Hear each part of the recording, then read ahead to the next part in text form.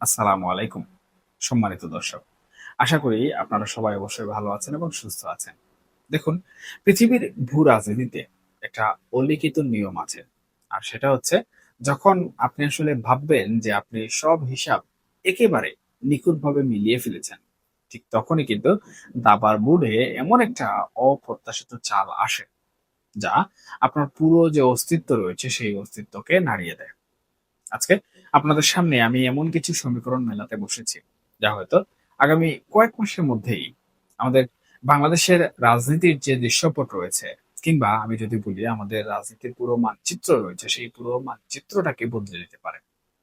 দেখুন, আপনারা হয়তো ভাবছেন একটা সাধারণ রাষ্ট্রীয় সফর বাতিল হওয়া নিয়ে এত আলোচনার আসলে কি আছে, কিন্তু বিশ্বাস করুন, পর্দার আড়ালে যে ভয়ঙ্কর এক স্নায়ুযুদ্ধ শুরু হয়ে গেছে, তার আঁচ যদি আমরা এখনই করতে না পারি, তবে সামনে আমাদের জন্য অপেক্ষা করছে এক ভয়াবহ রাজনৈতিক এবং এর পাশাপাশি একটা অর্থনৈতিক বড় সুনামি। দর্শক, আপনারা অবশ্যই জানেন, আমাদের প্রধানমন্ত্রী জনাব তারেক রহমান সাহেবের বহু প্রতীক্ষিত ভারত সফরটা কার্যত শর্তের বেড়াজালে কিন্তু আটকে গেছে, বা বলা যায় এক কথায় বাতিলই হয়ে গেছে। বাংলাদেশ খুব জোর গলায় শর্ত দিয়েছিল, শেখ হাসিনা সহ অন্যান্য পলাতক নেতাদের ফেরত দিতে হবে প্রত্যর্পণ চুক্তির মাধ্যমে। কিন্তু ভারত অত্যন্ত শীতল ভাষায় কোন রকম রাগঢাক ছাড়াই তারা বুঝিয়ে দিয়েছে, এমন শর্ত তারা কোনোভাবেই মানবে না। উল্টো তারা তাদের তুরুপের যে তাসগুলো আছে সেই তাসগুলো এখন এক এক করে টেবিলে ফেলতে শুরু করেছে। আর এই তাস ফেলার প্রথম কিস্তিটাই হলো আমাদের গঙ্গা চুক্তি নিয়ে ভারতের নতুন এক টালবাহানা। আপনারা একটু গভীর মনোযোগ দিয়ে খেয়াল করলে দেখবেন, রাজনীতিতে কোনো কিছুই আসলে কাকতালীয় নয়।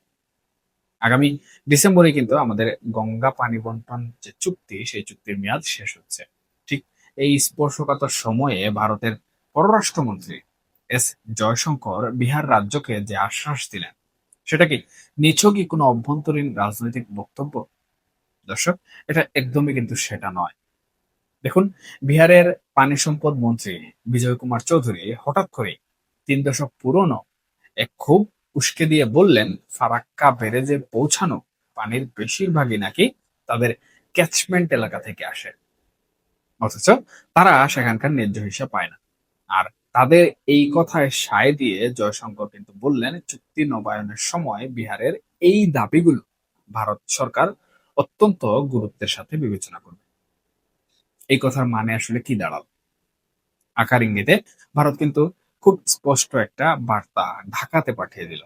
বার্তাটা হলো, তোমরা যদি আমাদের সাথে কোন ধরনের শর্তের খেলায় মাতো, তাহলে আমরা তোমাদের পানির পাইপলাইনটাই ধীরে ধীরে বন্ধ করে দেব।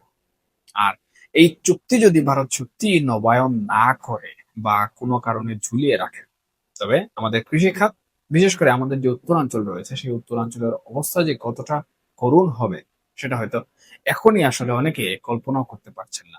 তবে ঘটনাটা ঘটে গেলে অনেক সংকট কিন্তু সামনে চলে আসবে। তবে এখানেই গল্পের শেষ নয়। আমি এই মুহূর্তে, অর্থাৎ আজকের আলোচনার সবচেয়ে স্পর্শকাতর যে জায়গাটিতে আপনাদের দৃষ্টি আকর্ষণ করতে চাই, সেটা হলো আমাদের অর্থনীতির যে লাইফ লাইন রয়েছে সেটা। আমরা অনেকেই হয়তো উত্তেজনার বশে কিংবা রাজনৈতিক ডামাডুলে ভুলে বসে আছি আমাদের দৈনন্দিন জীবনের রন্ধ্রে রন্ধ্রে ভারতের সাথে কিন্তু আমাদের নির্ভরতা আসলে কতটা তীব্র। ভারত যদি সত্যি খুব কঠোর কোনো অবস্থানে এখন চলে যায়, তবে আমাদের অর্থনীতি কিন্তু তাসের ঘরের মতো ভেঙে পড়তে খুব একটা বেশি সময় নেবে বলে কিন্তু মনে হচ্ছে না। ধরুন, বিদ্যুতের কথাই যদি বলি, আদানির বিদ্যুৎ কেন্দ্র থেকে শুরু করে ভারতের ত্রিপুরা এবং বহরমপুর গ্রিড দিয়ে প্রতিদিন হাজার হাজার মেগাওয়াট বিদ্যুৎ আমাদের দেশে ঢুকছে এবং আমরা সেটা ব্যবহার করছি। এখন ধরুন, ভারত যদি আগামীকাল কোনো যান্ত্রিক ত্রুটির অজুহাত দেখিয়ে কিংবা তাদের পাওনা টাকার কথা বলে এই সাপ্লাই লাইনের সুইচটা অফ করে দেয় বা সাপ্লাই কমিয়ে দেয়, আমাদের দেশে যে ভয়াবহ লোডশেডিং এর চিত্র তখন তৈরি হবে, তা সামাল দেওয়ার ক্ষমতা কি এই মুহূর্তের বর্তমান যে কাঠামো, বর্তমান যে সরকার, তাদের কি আছে? দর্শক, শুধুই কি বিদ্যুৎ? আমাদের রান্নার গ্যাস, আমাদের প্রতিদিনের বাজারের পেঁয়াজ, রসুন, এমনকি আদা থেকে শুরু করে আমাদের অর্থনীতির সবচেয়ে বড় যে খুঁটি, অর্থাৎ তৈরি পোশাক শিল্প, তার কাঁচামাল তুলার একটা বিশাল অংশই কিন্তু আসে ভারত থেকে।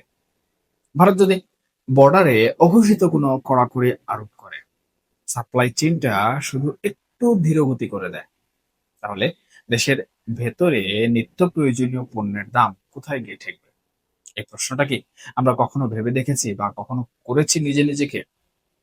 এখন অনেকেই হয়তো খুব আবেগের বশে কিংবা ভিড় দর্পে বলতে পারেন যে ভারত না দিলে কি হয়েছে, আমরা বিকল্প খুঁজে নেব। চীন তো আছে, মধ্যপ্রাচ্য আছে, পাকিস্তান আছে। দেখুন, কথাগুলো শুনতে কিন্তু দারুণ লাগে, তবে বাস্তবতা বড্ড কঠিন। আন্তর্জাতিক রাজনীতি আর এই বিশাল সাপ্লাই চেইন তো কোনোভাবেই আপনার পাড়ার কোনো মুদি দোকান নয়, যে আপনি চাইলেই রহিম চাচার দোকান বন্ধ দেখলে সরাসরি পাশের করিম চাচার দোকান থেকে সদাই করে ঢেং ঢেং করে নিয়ে আসবেন। ভারতের মতো এত বিশাল এবং ভৌগোলিকভাবে আমাদের তিন দিক থেকে ঘিরে থাকা একটা দেশের বিকল্প রাতারাতি তৈরি করা আসলে কোনো জাদুর কাঠির স্পর্শে সম্ভব নয়।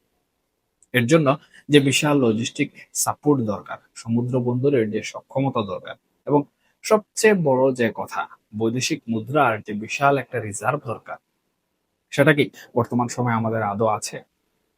ফলে ভারত যদি সম্পর্কটাকে একবারেই তলানিতে গিয়ে ঠেকায়, তবে এই বিকল্প খোঁজার নামে নতুন সরকার যে কতটা হিমশিম খাবে, সেটা তারা হয়তো হাড়ে হাড়ে পরবর্তীতে টের পাবে। এটা আসলে কোনো অসাধারণ রাজনৈতিক সংকট থাকবে না, তখন এটা রূপ নেবে এক প্রকার জাতীয় কোনো বড় দুর্যোগে। আর এটাই কিন্তু সব থেকে কঠিন এবং চ্যালেঞ্জিং বিষয় হয়ে দাঁড়ায় একটি সরকারের জন্য। সুপ্রিয় দর্শক, আর এই দুর্যোগের সবচেয়ে বড় শিকার কে হবে জানেন? এদেশের সাধারণ মানুষ। দেখুন, রাজনীতির এই যে মারপ্যাচ, কূটনীতির যে সূক্ষ্ম চাল কিংবা গঙ্গা চুক্তির যে জটিল ধারা, এগুলো নিয়ে সাধারণ খেটে খাওয়া মানুষের বিন্দুমাত্র কোনো মাথা ব্যথা কিন্তু নেই। তারা দিন শেষে বুঝে তাদের পেটের ক্ষুধা, তারা বুঝে মাসের নির্দিষ্ট বাজেটে তাদের সংসারটা চলছে কিনা। যখন বিদ্যুতের অভাবে দেশের চারিদিকে অন্ধকার নেমে আসবে, কারখানাগুলোর চাকা বন্ধ হয়ে গিয়ে লাখ লাখ মানুষ বেকার হওয়ার ঝুঁকিতে পড়বে, আর বাজারে গিয়ে মানুষ দেখবে জিনিসপত্রের দামে আগুন লেগে গেছে, তখন কিন্তু এই সাধারণ জনগণ আর কোনো ধরনের যুক্তিতর্ক মানবে না। তারা কিন্তু ফুঁসে উঠবে। মানুষের মোহভঙ্গ হতে কিন্তু খুব বেশি সময় লাগে না, এটা স্বাভাবিক। আজকে যারা জিন্দাবাদ স্লোগান দিচ্ছে, পেটে টান পড়লে কাল তারাই কিন্তু রাস্তায় নেমে আসবে। আর একটা নতুন সরকারের জন্য জনগণের এই বিশাল লাগামহীন ক্ষোভ সামাল দেয়া যে কতটা চ্যালেঞ্জিং, তা কিন্তু ইতিহাসের পাতা উল্টালেই আমরা খুব ভালো করে দেখতে পাই। তখন আর কোনো রাজনৈতিক প্রতিশ্রুতি বা সুন্দর সুন্দর রাজনৈতিক বুলি দিয়ে মানুষের এই যে ক্ষোভ, এটাকে কিন্তু কখনোই প্রশমিত করা যাবে না। সুপ্রিয় দর্শক, আর ঠিক এই জায়গাটিতেই কিন্তু লুকিয়ে আছে আজকের আলোচনার সবচেয়ে বড় এবং আমি বলবো অত্যন্ত আকর্ষণীয় টুইস্ট। একটু ভালো করে ভেবে দেখুন তো, যখন দেশের ভেতরে এমন একটা চরম অস্থিতিশীলতা তৈরি হবে, সরকার যখন পরিস্থিতি সামাল দিতে এক প্রকার হাবুডুবু খাবে, তখন মাঠের বাইরে থাকা যে আওয়ামী লীগ, তারা কি বসে বসে আঙুল চুষবে? একদমই না। বরং জনগণের এই ক্ষোভ আর বর্তমান সরকারের এই যে অসহায়ত্ব, এটাকে কাজে লাগিয়ে তারা হয়ে উঠবে অনেক বড় শক্তিশালী দল, এবং যেটা আওয়ামী লীগের জন্য আশীর্বাদ এবং তাদের রাজনীতির সবচেয়ে বড় সংকট। রাজনীতিতে ফিরে আসার জন্য তারা যে সুযোগটার অপেক্ষায় আছে, এই চরম অর্থনৈতিক সংকটই কিন্তু তাদের সামনে সেই লাল গালিচা বিছিয়ে দেবে। আপনারা যদি ভূ রাজনীতির চশমা দিয়ে পুরো দৃশ্যপটটা ভালো করে দেখেন, তাহলে বুঝবেন ভারত কিন্তু এই পুরো সময়টাই নীরব দর্শক হয়ে বসে থাকবে না। যখন সম্পর্কের এমন চরম অবনতি ঘটবে, তলানিতে গিয়ে ঠেকবে, তখন ভারত বিকল্প হিসেবে কাকে বেছে নেবে? দর্শক, অতীত অভিজ্ঞতা, কৌশলগত স্বার্থ এবং আস্থার জায়গা থেকে ভারত কখনোই কিন্তু বিএনপিকে তাদের নির্ভরযোগ্য বিকল্প হিসাবে মনে করে না, এবং ভবিষ্যতেও করবে না। জামাত তো নাই। এখানে ভারত অবধারিত ভাবেই আওয়ামী লীগকে প্রায়োরিটি দেবে, এটাই সত্য। ভারত খুব ভালো করেই জানে তাদের ভোটার সিকিউরিটি থেকে শুরু করে সেভেন সিস্টার্স এর শান্তি এবং আঞ্চলিক ভূ রাজনৈতিক যে কৌশলগত স্বার্থ, সেটা সবচেয়ে বেশি সুরক্ষিত রাখতে পারে কেবলমাত্র আওয়ামী লীগ। তারা বিএনপির কাছ থেকে সেটা চেয়েছিল, কিন্তু বিএনপি সেই সুযোগ অপরচুনিটি তাদের দেয়নি। তাই আমি মনে করি তারেক রহমানের এই সফর বাতিল হওয়া কিংবা গঙ্গা চুক্তি বিহারের এই হঠাৎ জেগে ওঠা বা আপত্তির কথা বলা, ভারতের এই যে নীরব হুঙ্কার, এগুলোকে কোনোভাবেই আসলে বিচ্ছিন্ন ঘটনা হিসেবে দেখার কোনো ধরনের সুযোগ নেই। মূলত এগুলো আসলে একটা বিশাল এবং অনেক বড় মাস্টার প্ল্যানের সুনিপুণ চাল, এবং এটা মাত্র প্রথম চাল। ভারত তার দাবার গুটিগুলো অত্যন্ত সতর্কতার সাথে এবং ঠান্ডা মাথায় চালছে। তারা সরাসরি হয়তো কোনো কিছু বলবে না, কিন্তু এমন একটা পরিস্থিতি এখানে ক্রিয়েট করে দেবে বা তৈরি করবে, যেখানে বাংলাদেশের অভ্যন্তরীণ রাজনীতি বাধ্য হবে তাদের চোখে হাঁটতে।